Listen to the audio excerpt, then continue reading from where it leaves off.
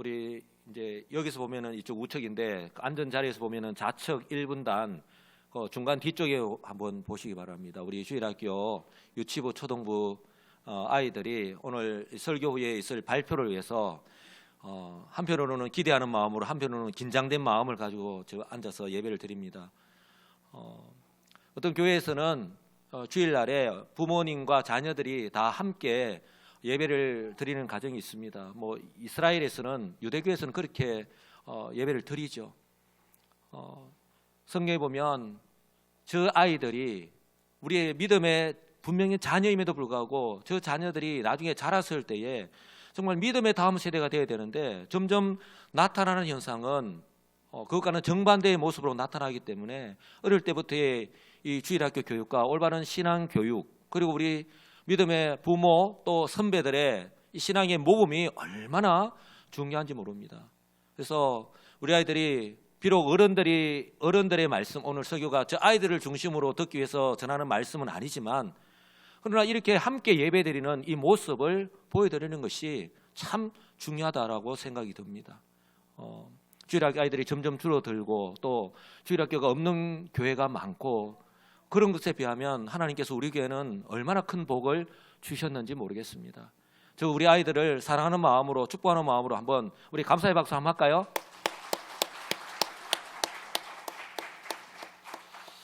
이 오후 예배에 참석하신 분들 가운데에 뭐 어른이나 아이들이나 뭐 상관없이 복 받기를 싫어하는 사람은 아무도 없을 것입니다. 복 받기를 원하시죠? 그래도 나는 별로 뭐 받고 싶은 생각이 없다라고 이렇게 생각하시는 분들이 있으신가 봐요. 그래도 복은 되도록 받으시기 바랍니다. 예. 이제 한 달 뒤면은 2022년 새해가 됩니다. 새해가 되면 가장 많이 말을 하고 또 가장 많이 듣는 말이 바로 복 받으세요 라는 말이 아닐까 싶습니다. 마치 내가 이만큼 준비해 둔 것을 마치 하나도 아낌없이 막 주는 것처럼 복 받으세요, 복 받으세요, 복 받으세요 그렇게 하시잖아요. 맞죠? 재미가 없는 것 같습니다. 분명한 것은요 세상이 말하는 복과 또한 성경에서 말하고 있는 복이 다르다는 사실입니다. 우리 성도들은 적어도 복 받으세요라고 말할 때에 복의 분명한 의미를 알고 우리는 그 말을 덕담이라도 해야 한다는 사실입니다. 세상의 복은요 세상 사람들이 생각하는 복은 얼마나 많이 소유하고 있느냐, 물질에 가는 것, 남들이 부러워할 만큼 성공하고 출세했느냐, 어떤 자리에 있느냐, 그리고 지금 어떤 자리에 있느냐는 거예요. 어떤 명예, 다시 말해서 눈으로 확인 가능한 나타난 가시적인 어떤 결과를 가지고 평가를 하죠. 또한 절대적인 기준이 있는 것이 아니라요 어떻습니까? 비교 평가를 합니다. 다른 사람들과 자신을 이렇게 비교를 합니다. 그러니 항상 상대적일 수밖에 없죠. 그리고 유동적일 수밖에 없습니다. 이 말은요 언제든지 변할 수 있다는 거예요. 좀 전까지는 내가 복을 받았다고 생각했는데 내보다 더 복 받은 사람이 있네. 그러니까 상대적 박탈감에 빠져가지고 나는 복 받은 것이 아니네 라고 생각하기가 쉽다는 것이죠. 그러나 성경에서 말하는 복은요 한번 따라서 할까요? 하나님과의 관계입니다. 믿으십니까? 예, 성경은 우리에게 분명히 말씀을 합니다. 복의 근원이자 기준이 바로 하나님이시라고. 그렇기 때문에 복 받으세요. 우리가 또 내년 새해가 되면 이 복 받으세요라고 덕담을 할 텐데 인사를 할 텐데 우리는 정확한 의미를 알고 이렇게 복 받으세요라고 해야 할 것입니다. 적어도 똑같이 복 받으세요라고 인사를 하지만 이 말은요 나는 하나님께서 당신에게 복 주시기를 원하십니다 라는 의미예요. 나는 당신이 하나님께서 주시는 복을 받기를 원합니다 라고 하는 뜻이라는 거예요.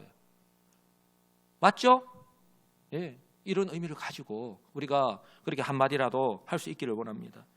신약 성경에서 어떤 사람이 진짜 복이 있는 사람인지를 말씀하고 있는 것이 마태복음 5장에 기록하고 있는 산상수훈의 말씀이라면 구약 성경에서는요 바로 이 오늘 우리가 읽었던 바로 이 시편 1편이라고 할 수 있습니다. 그런데요 이 구약의 복과 이 신약의 복이요 다른 것이 아닙니다. 복에 대한 개념 또한 이 구약 성경과 신약 성경이 동일합니다. 왜냐하면 이 시편 1편에서 사용하고 있는 복에 대한 히브리어 단어를요, 마태복음 5장에서 예수님께서 똑같은 의미를 가진 이 헬라어를 사용하고 계시기 때문에 그렇습니다. 다윗은 시편 1편에서 복 있는 사람은 어떻게 살아가야 하는지, 또 해야 할 것과 하지 말아야 할 것으로 구분해서 이렇게 정확하게 말씀을 합니다. 해야 할 것, do, 긍정적인 어떤 측면이라면 하지 말아야 될 것, don't, 부정적인 부분이에요. 이것은 시편 가운데에서 이 가장 먼저 이 시편 1편은요 기록할 정도로 그만큼 중요하다는 거예요. 왜냐하면 그 당시나 지금이나 시간이나 장소 또한 살아가는 환경은 다르지만 이 진리는 변함이 없기 때문입니다. 그렇다면 먼저 이 복 있는 사람은요 어떤 사람이냐? 바로 하나님의 말씀이 자신의 삶의 중심에 자리 잡고 있는 사람입니다. 무엇이 우리의 삶의 중심에 자리 잡고 있다고요? 한번 크게 한번 따라서 합시다. 하나님의 말씀. 하나님의 말씀이 정말 여러분들의 이 삶 가운데에, 여러분의 마음 가운데에 중심에 자리 잡고 계십니까? 그렇다면 여러분들은 복받은 사람입니다. 1절에 뭐라고 말씀합니까? 오직 여호와의 율법을 즐거워하며 그의 율법을 주야로 묵상하는 도다. 그렇게 말씀을 합니다. 다윗은요 복 있는 사람은 여호와의 율법을 즐거워하는 사람이다 라고 말씀을 합니다. 이 고백에서도 알 수 있듯이 복의 개념이 세상의 보편적인 개념과는 다르다는 것을 분명하게 알 수 있습니다. 다윗은 복 있는 사람은 율법, 즉 세상과 구별된 하나님의 백성으로서 우리가 세상 속에서 살아가야 되는데 이 세상 속에서 어떻게 살아가야 하는지를 가르쳐주고 있는 이 하나님의 말씀을 기뻐하고 즐거워하는 사람이라고 그렇게 고백을 합니다. 목사님 그건 좀 너무 심한 거 아닙니까? 여러분 이게 성경의 말씀이에요. 우리는 성도잖아요. 세상과 구별된 성도잖아요. 그래서 디모데후서 3장 16절에도 뭐라고 말씀합니까? 모든 성경은 하나님의 감동으로 된 것으로 교훈과 책망과 바르게 함과 의로 교육하기에 유익하니 세상의 동화책이 아니고요. 위인전이 아닙니다. 소설책이 아닙니다. 시집이 아니잖아요. 성경 말씀이에요. 이는 하나님의 사람으로 온전하게 하며 또한 모든 선한 일을 행할 능력을 갖추게 하기 위해서라는 거예요. 이것이 다른 말로 한다면 저와 여러분이 구원받은 성도로서 세상 속에서 성도로 살아가야 되는데 그 성도의 본분과 사명을 제대로 감당하기 위해서는 이 하나님의 말씀을 몰라서는 절대로 그렇게 살아갈 수 없다라고 하는 것을 말씀하고 있는 거예요. 여러분 복 있는 사람은 여호와의 율법을 즐거워하는 사람이다 라고 했는데 즐거워한대요. 저는 이 고백을요 묵상하면서 이 말씀을 우리가 얼마나 많이 읽습니까? 저는 이번에 설교를 준비하면서 이 말씀을 묵상하면서 이 고백을 즐거워한다, 이것을 하나님 말씀을 가까이 한다, 또 이미 나에게 생활화되어 있다, 이미 나의 삶의 중심에 자리 잡고 있다라고 하는 것으로 받아들였어요. 저는 그렇게 느꼈습니다.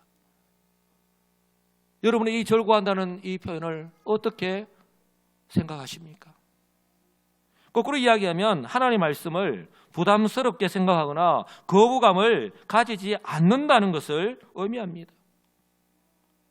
그래서 시편 기자가 오직이라고 강조하고 있듯이 이것을 통하지 않고서는 즉 하나님의 말씀 안에서 하나님을 좀 더 알 수 있기 때문에 오직 하나님의 말씀을 통해서만이 하나님을 좀 더 알 수 있고 하나님의 뜻을 깨달을 수 있고 그렇기 때문에 하나님 말씀대로 순종하면서 살아갈 수 있기 때문입니다.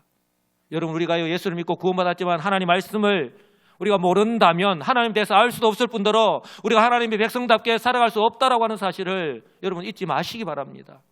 하나님 말씀 얼마나 우리가 알아야 될 것이 많습니까? 우리가 기도는 신실하신 하나님, 은혜가 풍성하신 하나님이라고 그렇게 고백은 하면서도 그러면 그 증거가 무엇이 있습니까? 어때서 그렇게 고백합니까? 라고 이야기한다면 우리가 무엇이라고 대답할 수 있겠습니까? 하나님께서는 약속하신 것을 하나님의 때에 정확하게 지키셨잖아요. 아브라함에게 약속하신 것을 모세를 통하여서 출애굽시키셨고, 또한 선지자들을 통하여서 예언하신 것을, 또 예수님이 오늘도 오전에 말씀을 드렸지만 이 성탄절을 우리에게 보내주셔서 오심으로 말미암아 우리를 향하신 하나님의 사랑, 바로 우리를 죄와 사망에서 구원해 주셨잖아요. 이처럼 하나님은요, 약속에 신실하신 하나님. 이것이 비단 과거에 머물러 있는 것이 아니라 바로 지금 현재 또 동일하다고 하는 사실을 여러분 꼭 기억하시기 바랍니다. 이것을 어디에서 할 수 있습니까? 바로 이 하나님 말씀을 통해서 우리가 할 수 있잖아요. 그래서 시편 기자가요, 시편 119편에서 보면 하나님 말씀에 대해서, 시편 119편은 모두 다 하나님의 말씀에 대해서 173절까지 있는 그 내용이요, 전부 다 하나님의 말씀에 대한 내용이에요. 똑같은 하나님의 말씀이지만 다른 표현을 사용하고 있는데요, 그 가운데서 24절에서 이렇게 고백을 합니다. 주의 증거들은 나의 즐거움이요 나의 충고자다. 그렇게 이야기합니다. 나의 즐거움이라고, 나의 충고자라고. 67절에서는요, 고난당하기 이전에는 내가 그릇 행하였더니 이제는 주의 말씀을 지키나이다. 105절에서는요, 주의 말씀은 내 발의 등이요 내 길의 빛이니이다.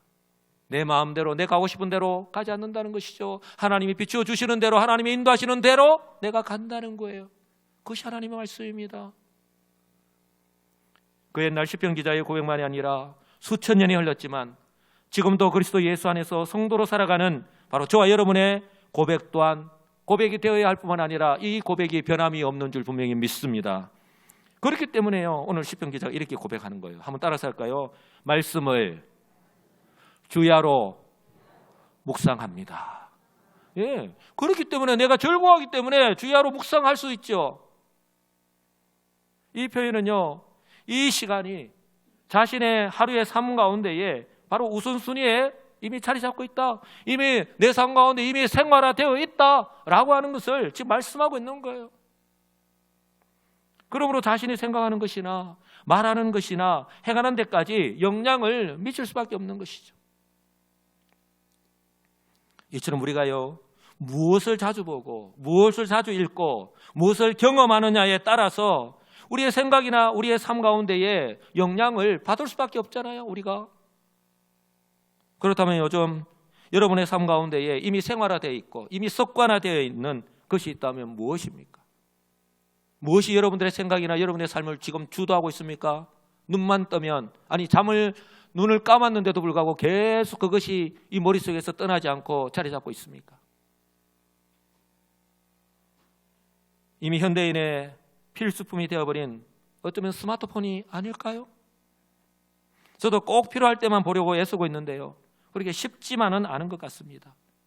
자석도 아닌데 그 스마트폰이 N극이고 나는 S극이라서 서로 땡기는 것도 아닌데 자동으로 가잖아요. 저만 그렇습니까? 여러분들은 스마트폰 전부 다 지금 다 집에 놓고 오셨죠? 아니 N극도 S극도 아닌데 그렇게 땡겨요. 밥 먹을 때도 보면 한 손으로는 숟가락을 하는데 한 손에 스마트폰을 들고 있는 사람들도 있더라고요.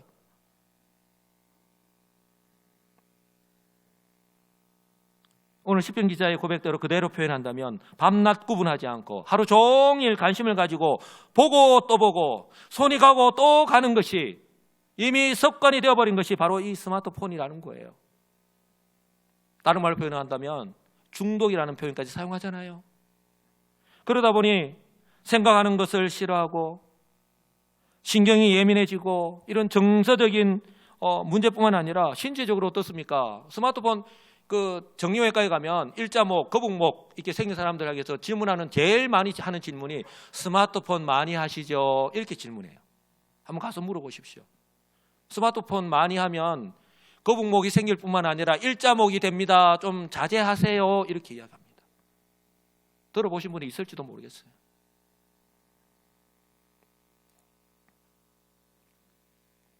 그런가 하면요, 이와는 반대로 성경은 얼마나 자주 손이 가고 손이 가요 손이 가, 눈이 가요 눈이 가.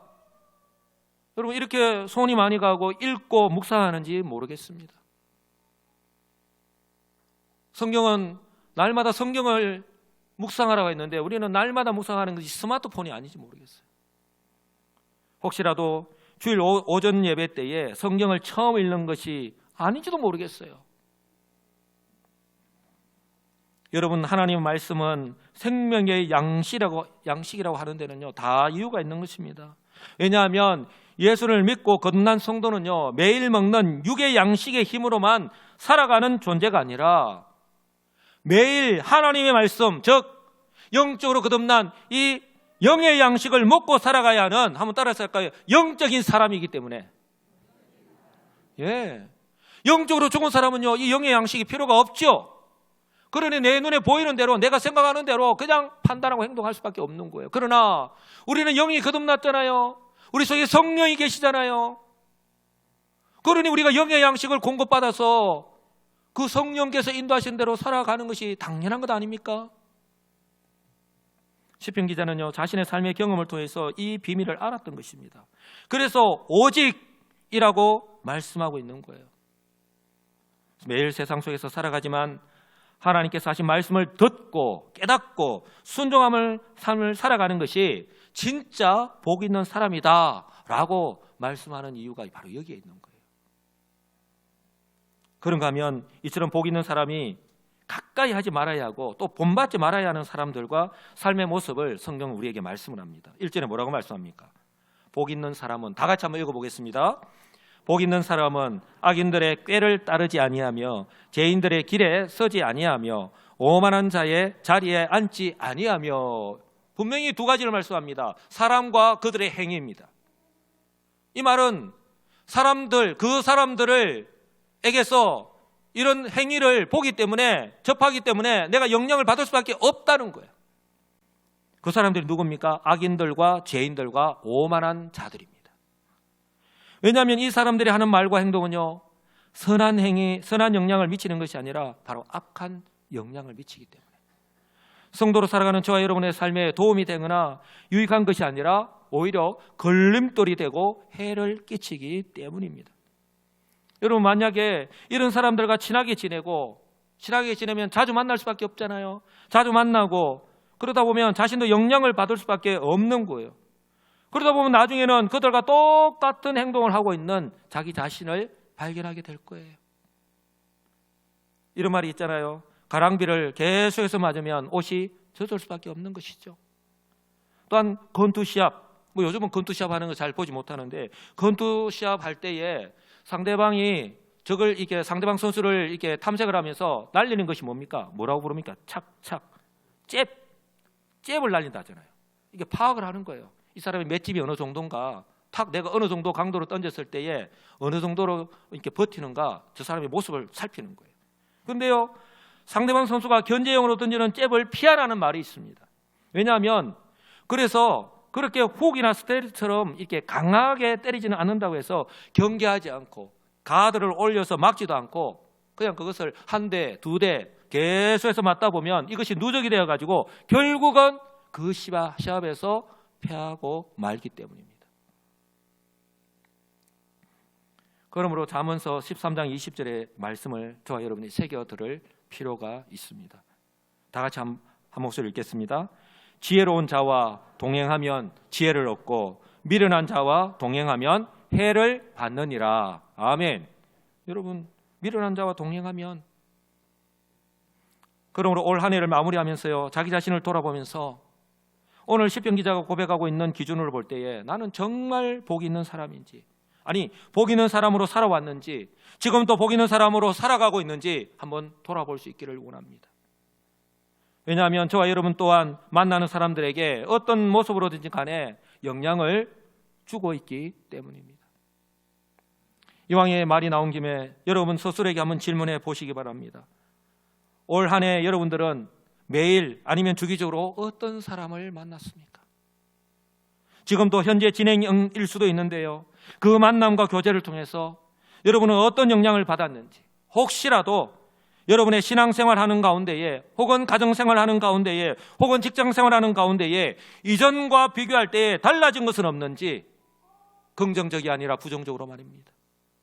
돌아보시는 지혜로운 우리 성도님들 되시기 바랍니다. 제가 방금 말씀을 드린 대로 혹시라도 여러분의 삶 가운데에 부정적인 영향을 미치는 사람이 있다면 여러분, 제가 단호하게 말씀을 드립니다. 그 만남은 당장 중단하시기 바랍니다. 만약에 최근에 자신에게 싫은 소리도 할 수 있는, 정말 나에게 직언도 서슴지 않고 할 수 있는 나의 절친, 정말 친한 친구나 혹은 가족을 비롯하여서 자신을 잘 아는 사람으로부터 이런 말을 들었다면, 무슨 말요? 전에는 안 그랬는데 요즘 사람이 변했다,